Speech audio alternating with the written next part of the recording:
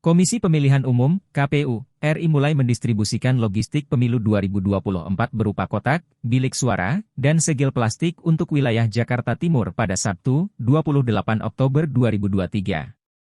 Pada distribusi logistik pemilu 2024 tahap pertama di Jakarta Timur ini sebanyak 6.185 PCS kotak suara, 1.640 PCS bilik suara, dan 185.200 PCS segel plastik yang diterima KPU Jakarta Timur. Ketua KPU Jakarta Timur, Teddy Kurnia mengatakan distribusi logistik pemilu 2024 tahap pertama ini merupakan yang pertama kali dilakukan untuk wilayah Provinsi DKI Jakarta.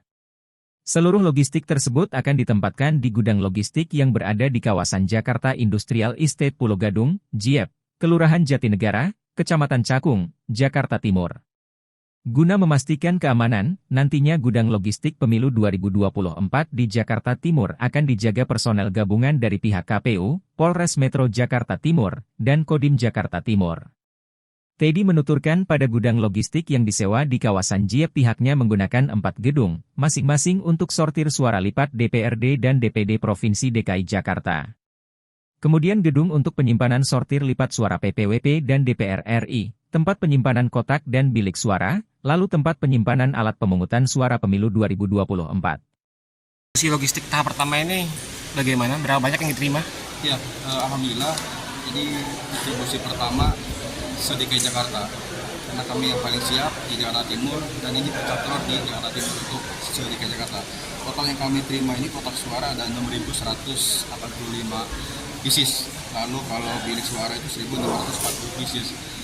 Lalu selanjutnya segel plastik itu 185.200 pieces. Nah ini hari pertama seperti itu. Nanti besok dan lusa ini juga dikirim sampai tuntas 3 hari pengiriman sampai kota Jakarta Timur.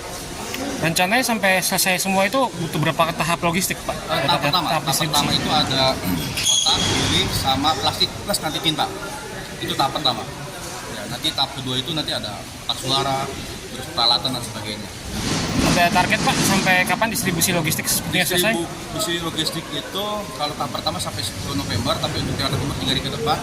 Tapi kalau misalnya suara-suara itu kita tunggu lelang dari KPU RI terkait dengan penetapan di tanggal 3 November untuk tarek ya.